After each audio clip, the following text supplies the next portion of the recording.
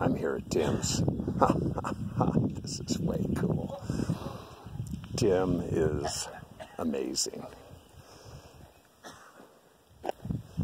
A real soul, a real spirit, a total cartoon.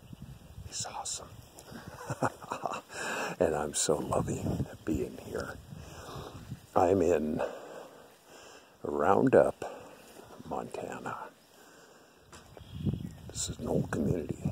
He's been here for 30 years. And he's got some amazing property. It's just full of stories everywhere.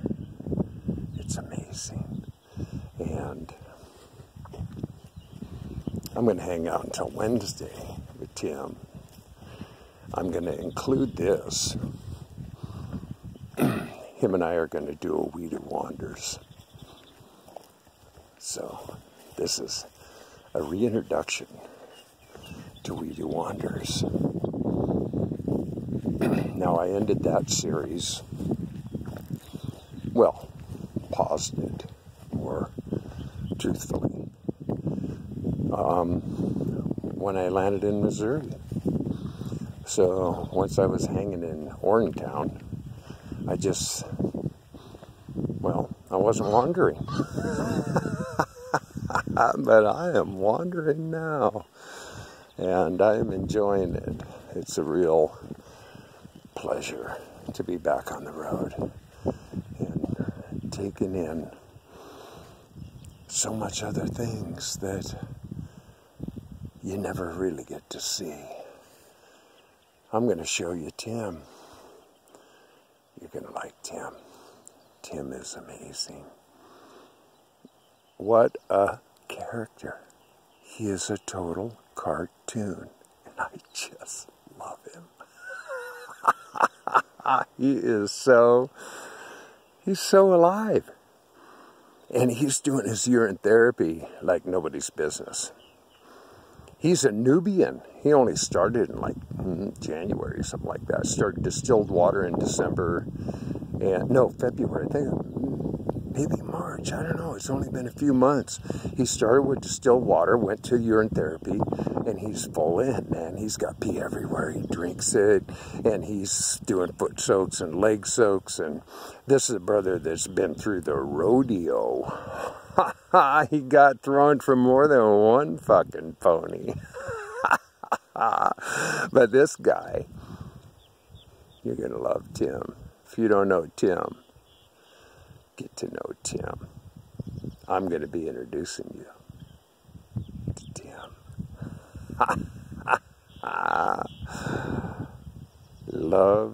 this brother started. This is Tim Rodgers, somebody I met online not long ago. This is a real person.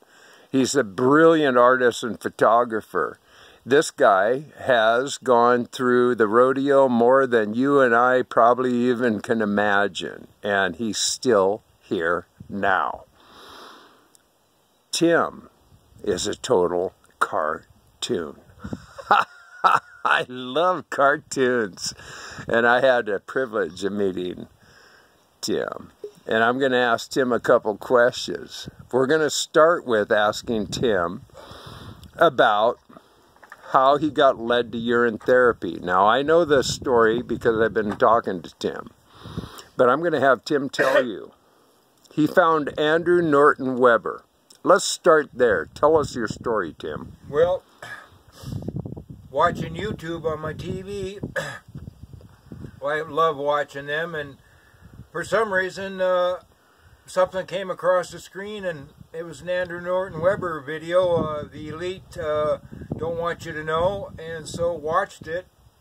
One of the first videos I watched probably for a long time that I didn't pause and go somewhere else. I watched it to the end and loved it. And I couldn't wait. I couldn't wait to get to town to get some water to start the... Anyway, I started on it December 20th. Even when I was going to town, I stopped at a bar I always stopped at and talked to the bartender and told him the story. He sounded excited, but, you know, that's here or there, whatever, but... So I went to town, and it was cold in Montana, and I'm wearing one of those wool shirts, and I got long johns on, and I'm sweating like a pig, I guess, whatever. But I went to town and got my water. Like Andrew said, buy a 30-day supply. It's only less than $30, and I thought, God, what a great thing to, instead of taking all these pills and. God, I bet in my life I took over 20, 30,000 over-the-counter pain meds.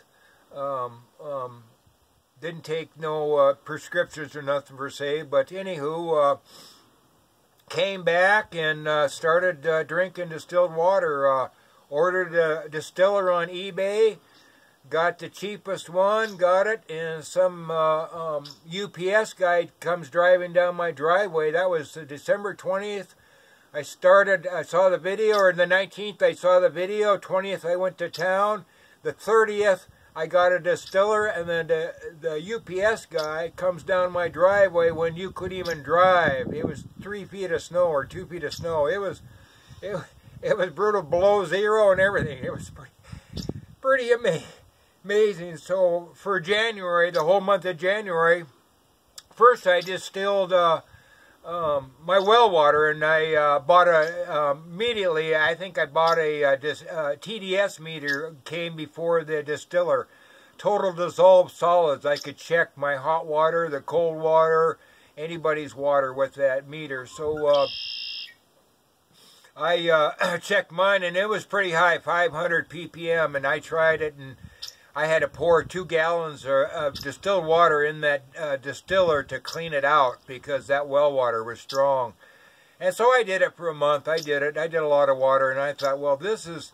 And what I was doing is I went to a little town 25 miles from where I live. There's a town called Roundup.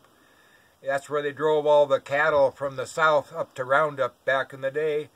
Anywho, I bought their RO water. And I'm glad I had that TDS meter because I checked all their machines in that town. They have 2 grocery stores and 2 grocery stores, and so they got 4 machines, 2 machines in each store. So I checked them all, and sure enough, the last machine in town on the top of the hill was the cleanest. The first machine was the dirtiest, and so I got it from the top of the hill. So anywho, I distilled that water for a month, and so In February, when I saw the bill, which was due in the end of February, it was my electricity went real high, and I thought, hell, I might as well just buy it at Walmart. So I started going to town and buying it. And then I checked all the water in Billings. I said, well, maybe they got good water here. And I found one RO machine in Billings. I couldn't believe it. It was below 3. That's pretty good for an RO machine. So I got some of that water, and I said, well, I might as well just buy distilled. Why use that electricity, more electricity to buy? So now I probably have at least 14 gallons all the time sitting there in plastic jugs. I don't care if it's in plastic jugs. I'm not going to distill it when I distilled it in a plastic container because I got the cheap machine. If you paid $100 more, you get a glass container, I guess. I don't know. Anywho, so I tell people when I'm on Facebook groups and stuff, if you want to clean yourself up, you want to really help yourself, because distilled water is like a solvent. It's like the only water in the world that will clean things. It's they add it to everything. What do they put it on? They put it in everything. They don't want to have I don't know. That's another story. Who cares? But anywho, can we pause for a minute? Yes. Tim is going to tell us how he started his journey. So when I started my journey, I was so excited. I was just like I said at the beginning, when I went to town to get my distilled water, and I stopped and talked with this bartender. I didn't even know him that well. I just started spilling it out.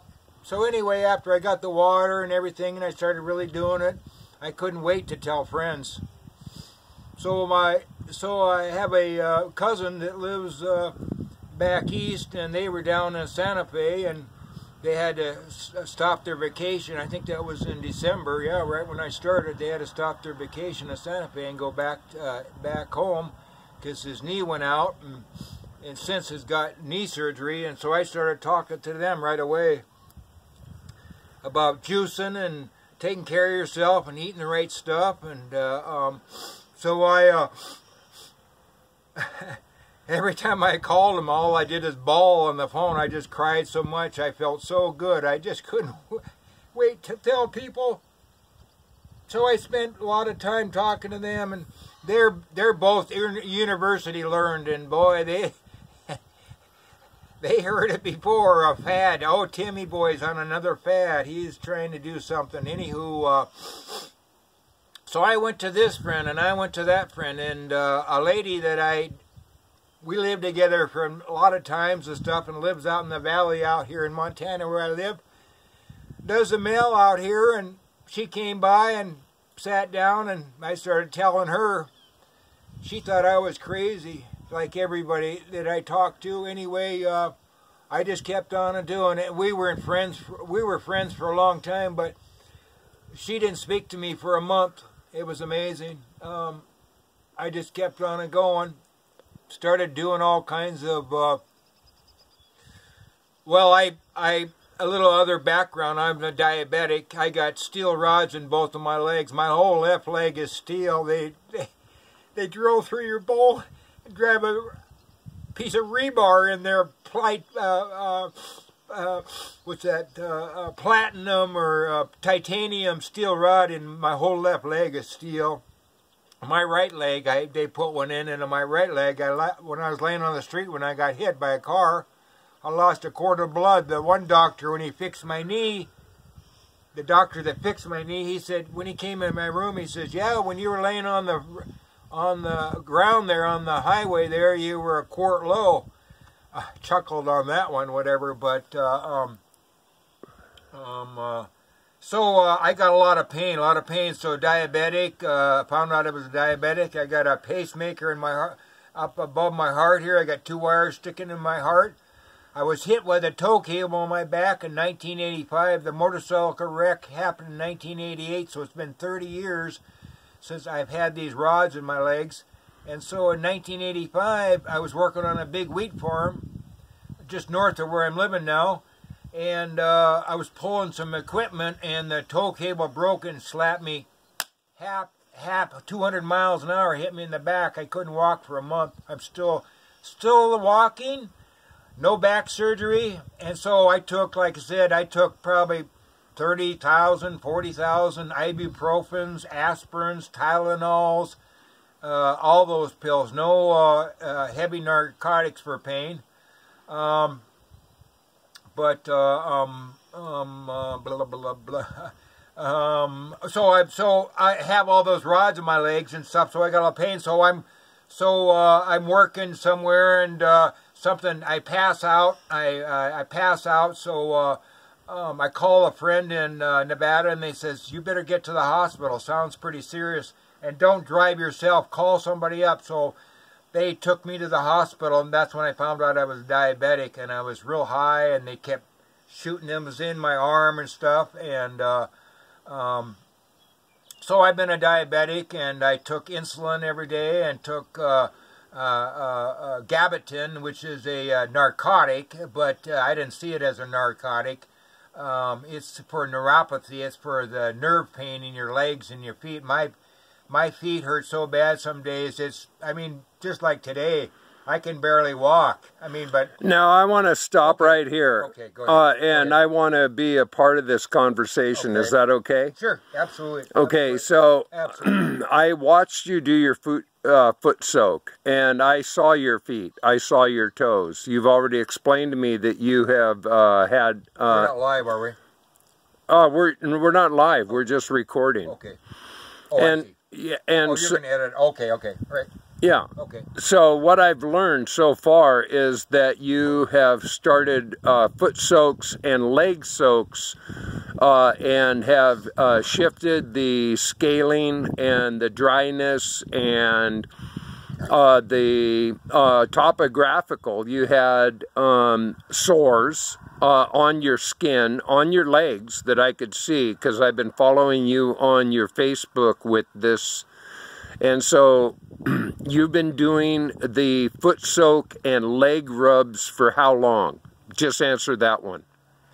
Probably a month. A month. Okay. Now, with doing this, what results have you seen? Answer that one. Well, my legs, I started on my left leg to see the experiment. Didn't do my right leg, so I did my left leg for 2 weeks, and I was really amazed. When I would take my long johns off, there would be a cloud of dust from the skin inside my long johns, I guess, and all the flaky skin. So it never happened on the left leg, but the right leg was still doing that. So that's when after 2 weeks, I started on the right leg.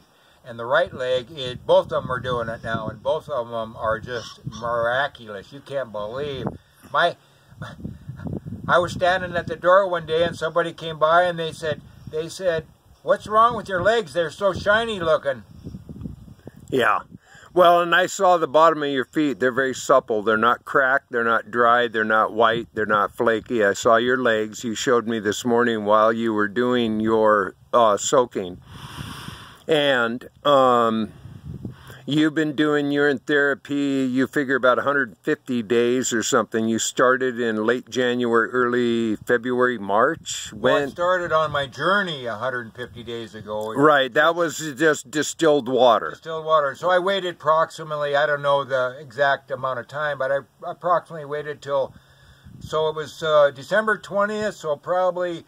So that was into, so 6 weeks, so probably about the middle of February, I started taking a few sips and putting it under the tongue with the universal medicine and everything. I remember when I did the universal medicine at first, I put 7 drops. They said 3 drops in, I put 7 drops. Well, I was pretty strong in the distilled water in the dropper, so I went to 3 drops. But anyway...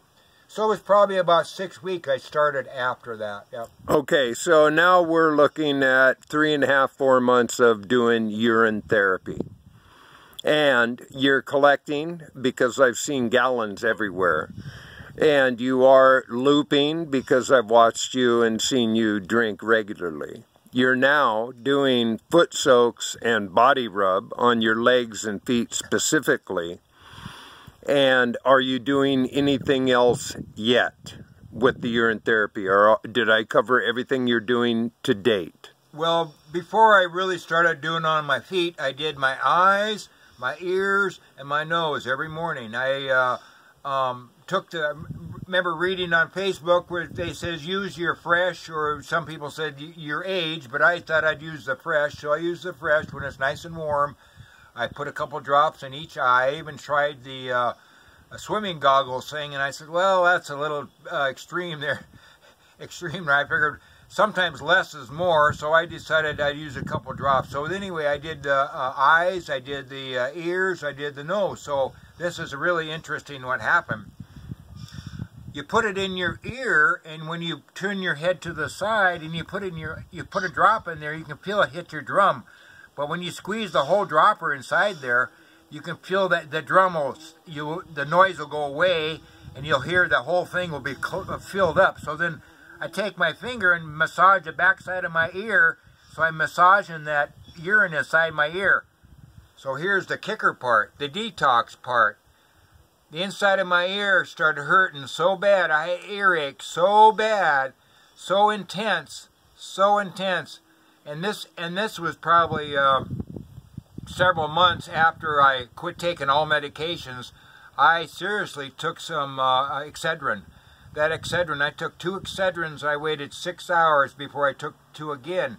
Anywho, I didn't want to do it, but I just that pain was more intense than putting steel rods in your legs. Probably not, but anyway, it's intense pain. So the left ear never did that. Never did that. But the right ear finally went away. It went away. The pain went away. But I took Excedrin. I think I took it 3 different times, and then it started going easing down, so I quit doing it. But and then I even quit doing everything. When was the last time you had any over-the-counter, any pharmaceutical, or any of these things? When was the last time you actually did any of this? Probably when I had the earache. That was the last time. So a couple of months, or? Well, let's see. It's May, so April. It was probably a month or something. Yeah, it was probably in April, you know. Okay, I wish so I documented it all, but yeah, no, and I get it. I'm working the best I can with you, Tim, so that listening to your stories, I do accurate recall on your timeline. And so I was going to take one on my knee. My knee, like I said, my whole left leg is steel here. I got 2 screws sitting down here, and this whole femur's got a steel rod in it, titanium rod, so you can picture that. And I walk, I do pretty good, but this knee, when I started this journey in December, this is really cool because I got 3 friends, and they all drink well water, and they live in different parts of the country, and they've all had hip surgeries and knee surgeries and everything. And my one particular cousin in Wyoming that's a farmer, he was sitting in a chair. He just got 2 cortisone shots. I don't know if it's both knees or one knee, but he got a cortisone shot in his knee, and I thought, that's what I need, is cortisone. But that's when I started drinking distilled water and learning about healing myself. And I've had people say, you're lucky you never had a shot, because that hurts and it's really hard on your system. Yeah. So I never did that shot. But here just a while ago, I was going to take some for my knee, but it wasn't that bad as my ear. My ear was really, really, really bad. It was pretty intense. But and my knee hurts, but I'm just smiling today. All right, we're going to end this session right here for the moment. Thank you. Yeah, thank you, Tim. There.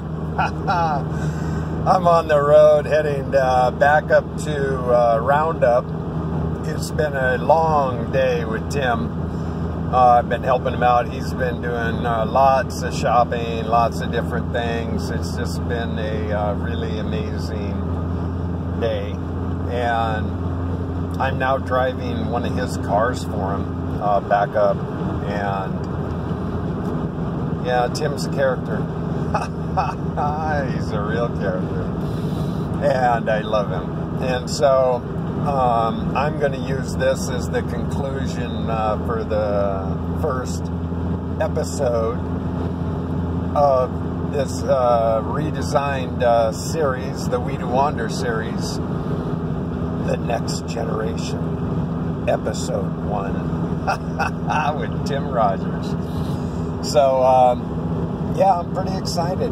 Life's good. So, got the live show tomorrow. I'm going to work on this one tonight, and